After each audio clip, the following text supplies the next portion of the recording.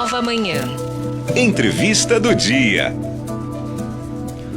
O psicólogo Rui Matheus Joaquim, que segundo o meu filho é o homem que não tem sobrenome, pai, ele tem 3 nomes, Rui, Matheus e Joaquim. Pois é, mas eu expliquei ao meu filho que Joaquim, neste caso, é o sobrenome do Rui, que tem livros publicados, é professor universitário e doutor em ciências com ênfase em neuropsicologia. Nas últimas semanas, o Rui vem apresentando aqui a série O que torna uma pessoa psicologicamente saudável. Das 5 necessidades emocionais fundamentais que precisam ser supridas: vínculo seguro, autonomia, limites realistas e autocontrole, direcionamento ao outro e para si e espontaneidade, ele falou sobre os 2 primeiros já, vínculo seguro e autonomia. Ou seja, hoje a pauta é sobre limites realistas e autocontrole. Bom dia, Rui, é com você. Bom dia, meus amigos. Espero que vocês estejam bem. Bom, então, para a gente já fazer uma imersão aí na pauta, quando a gente fala em limites realistas, nós estamos falando que nós precisamos fazer com que as crianças elas desenvolvam um senso de limite. Então, ao contrário do que as pessoas imaginam, nós precisamos dizer não para as crianças, sobretudo sob circunstâncias que são socialmente inadequadas, sob circunstâncias que são de risco para essas crianças. Tem uma espécie de charge que eu vi uma vez, em que tinha um pai e uma criança num quarto cheio de brinquedos, de tablet, de videogames, de um monte de coisas, né? E o pai, exasperado na charge, pergunta: eu não sei mais o que é que eu tenho que te dar para você se sentir satisfeito. E aí a criança responde na charge, né? Que tal você me dar um não? E eu acho essa charge muito emblemática, porque ela ilustra exatamente o ponto do que nós estamos chamando de limites realistas e autocontrole.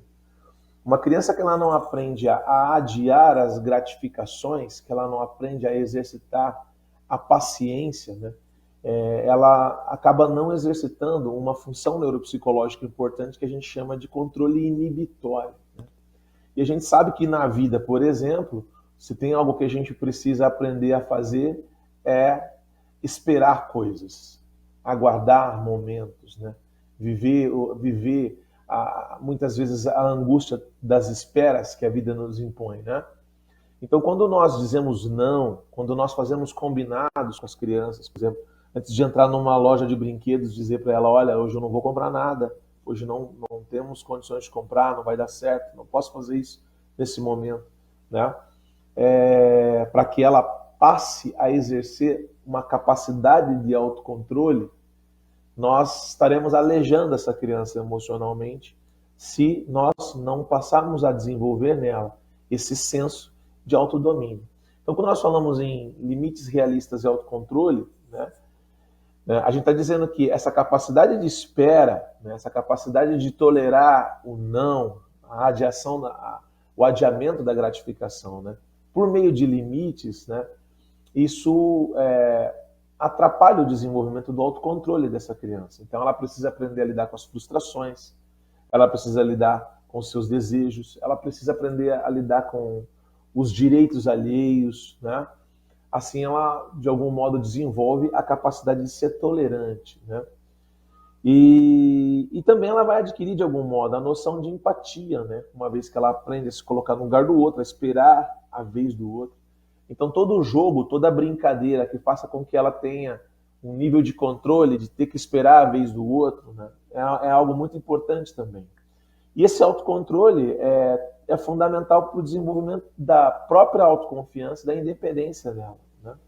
Alguns estudos, por exemplo, mostram que crianças com autocontrole, geralmente elas são capazes de se concentrar melhor, de persistir em tarefas difíceis, né? E elas acabam tendo um ajustamento social melhor no futuro, comparadas com crianças que já desde muito cedo demonstram uma dificuldade maior em se autorregular, né? Então, quando nós falamos de limites realistas e autocontrole, é um pouco disso que a gente está falando. Nós estamos falando da necessidade que nós temos, né, de ajudar as crianças a, por meio do desenvolvimento da paciência, por meio do desenvolvimento da tolerância, né, ela desenvolva o seu autocontrole. E essa é uma habilidade fundamental, né, para a nossa vida de maneira geral. Então, ao contrário do que você imagina, né, a criança ela quer limites, né? Sobretudo quando você coloca esses limites de uma forma em que ela percebe que você a está protegendo, preservando, né? Muitas vezes a criança menor ela pode, né, fazer birra, ela pode não entender aquilo, né? Mas isso é parte do desenvolvimento, faz parte do processo. Agora, pessoas que não desenvolvem esse senso de autocontrole podem ter no futuro sérios problemas em termos de disfunção de personalidade, né? Tornando-se pessoas aí, né, com comportamentos antissociais, comportamentos autocentrados, narcisistas, né? E que podem trazer sérios prejuízos para a vida dela. Interessante. Muito interessante mesmo. Eu me lembrei, Rui, de algo muito particular para mim. Meu filho, que tem um nome parecido com o seu, né? Um deles. Meu filho é Mateus também. O meu filho, a primeira escola onde nós o colocamos, ela tem um método que eu compreendo, mas eu e minha esposa não concordamos. É um método assim, aqui a criança faz o que ela quiser no horário que ela quiser. Então, meu filho queria ir no banco de areia no final da aula. Ele ia, aí chegava em casa cheio de areia. Aí ele comia no começo da aula, chegava no final da aula, ele estava com fome porque ele já tinha comido o lanche. E a gente não entendia aquilo, até que ele ficou 6 meses, no primeiro semestre. E aí que nós fomos entender, quando uma das professoras falou com todas as letras, aqui a criança pode tudo, nós damos liberdade nesta fase. E aí nós tiramos o meu filho da escola. Falou, não é isso que a gente espera, o que a gente quer é exatamente que ele tenha limites. A disciplina da nossa rotina, a disciplina e os hábitos que nós definimos para a nossa família. Então foi mais ou menos por aí. A gente sentiu de forma muito intensa isso, porque depois nós não conseguíamos. A escola fazia isso de manhã e à tarde a gente não conseguia.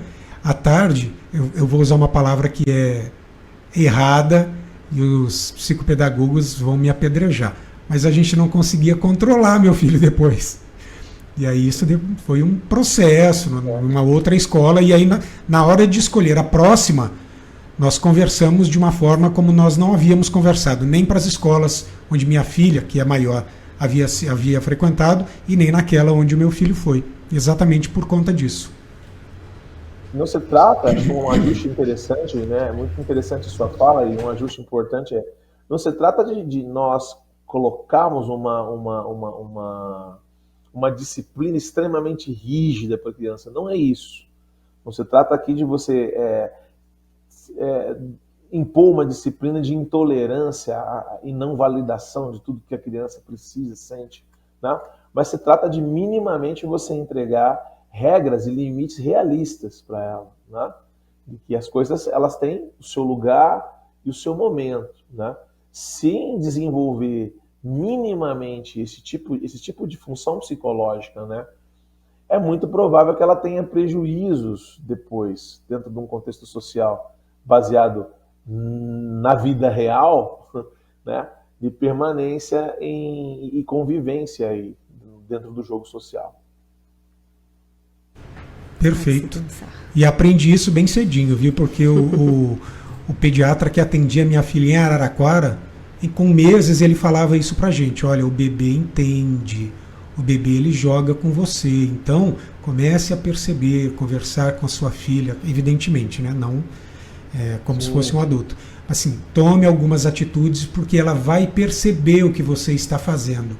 E se você não fizer, ela vai te testar até o seu limite. A gente sabe que é assim, né? Rui tem filhos, sabe como funciona. Sim, sim. Essa série aqui, ela tem uma importância muito legal de a gente poder estar falando nesse espaço, justamente porque a maior parte dos transtornos de personalidade que você encontra na clínica psiquiátrica, por exemplo, ela tem uma relação direta com essas experiências não supridas, dessas necessidades emocionais. que ao longo do tempo criam uma desregulação X, né, que o comportamento da pessoa abre uma condição patológica. Né? E na raiz, né, quando você faz um exame detalhado e mais profundo dessas disfuncionalidades comportamentais, na raiz disso você tem essas necessidades fundamentais primárias não supridas. Né? E aí fica muito mais difícil na vida adulta. Né? Então, ao contrário, um adulto psicologicamente saudável é alguém que recebeu minimamente essas cinco necessidades fundamentais, né? E agora consegue funcionar de forma regulada, de forma assertiva, de forma funcional na vida adulta. Então, muito obrigado por essa oportunidade da gente poder falar dessas coisas aqui, viu? Eu sou muito feliz em participar desse quadro. E a gente, na verdade, que agradece por esta aula e pelo conteúdo relevante. Na semana que vem esperamos a 4ª dica. Um abraço, até lá. Valeu, Boa até semana, mais. tchau.